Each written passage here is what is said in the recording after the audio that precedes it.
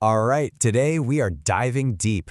We're going to go way beyond the usual Valentine's Day fluff to uncover the secret history of erotic love.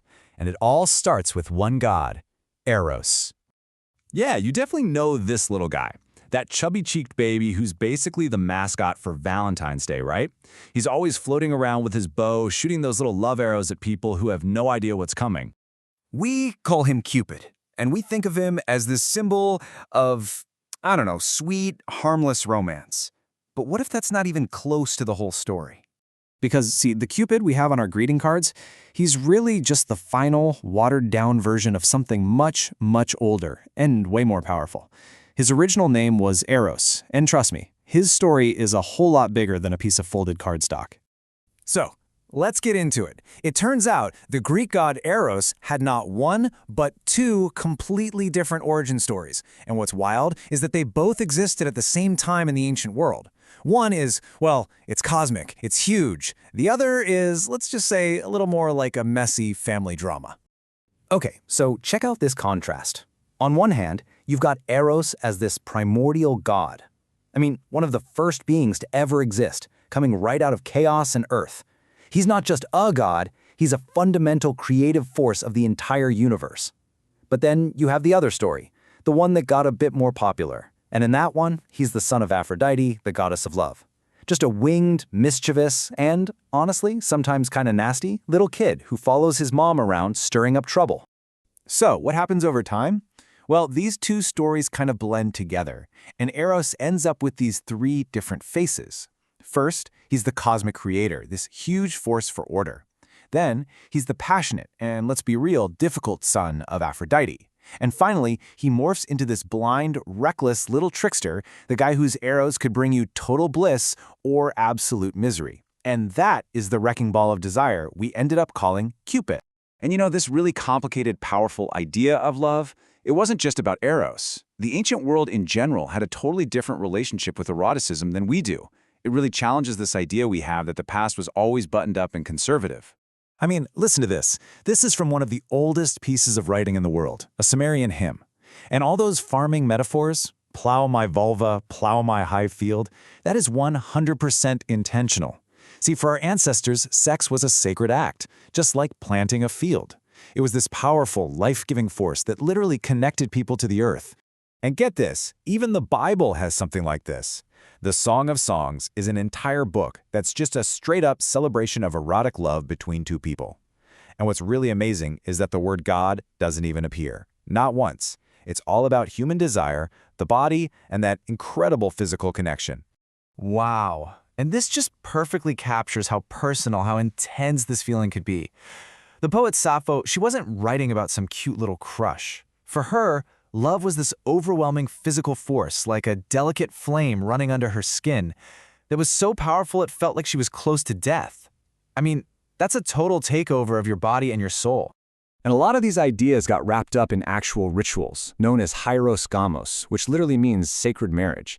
The key takeaway here is that for so many of our ancestors, sex wasn't sinful at all. It was the opposite. It was a way to connect with the divine, a sacred ritual that aligns you with the creative pulse of the whole cosmos. So that leads to the big question, right? How in the world did we get from that, from sacred pleasure, to the much, much later idea from somebody like St. Augustine that, quote, sin is in the semen? Well, something huge had to change, a massive cultural shift. And that's what we're going to dig into next. Okay, so according to the historian Ryan Eisler, things really started to change around 4500 BCE. You had this perfect storm brewing. Major climate disasters causing famine, which led to total social chaos. And then you throw in the domestication of the horse, which suddenly makes mass migration and conquest possible. It was a recipe for completely upending the ancient world. And what Eisler argues is that all this trauma, all this chaos, it triggered a massive shift. Societies moved away from what she calls partnership cultures. Places that honored both men and women, that valued connection and empathy, and instead, dominator cultures rose up. These cultures were all about control, conquest, and strict hierarchy. In this new world, masculinity got tied up with violence, and both women and the natural world were seen as things that needed to be conquered and controlled. So you can imagine, this wasn't just about who was in charge or how wars were fought. This was a deep, fundamental rewiring of how society saw everything, especially the body, pleasure, and power. There's actually a term for this. The psychoanalyst Wilhelm Reich called it psychological armoring. The idea is that when a whole society goes through intense trauma, it kind of shuts down. It deadens itself to feeling, especially positive feelings, just to protect itself from more pain. And what gets suppressed first? Well, it's often the things we think of as feminine: caring, empathy, compassion. All that aggressive energy has to go somewhere, so it gets turned outward, against women, against nature, against anyone who's different. And that brings us right back to sex. Think about it. In a culture that is obsessed with control, what could possibly be more threatening than something as wild, as uncontrollable, and as intensely pleasurable as sex? It stops being seen as a sacred connection to life itself. Instead, it becomes a territory to be controlled, to be owned, to be regulated. And pleasure? Pleasure itself starts to look suspicious. Okay, so why does any of this ancient history matter? What does it mean for us right now? Well, the truth is, we're all still living in the shadow of this massive shift, whether we know it or not. And the first thing we should probably do is just take a second to recognize how amazing it is that we still love each other at all. It's a testament to the human spirit, really.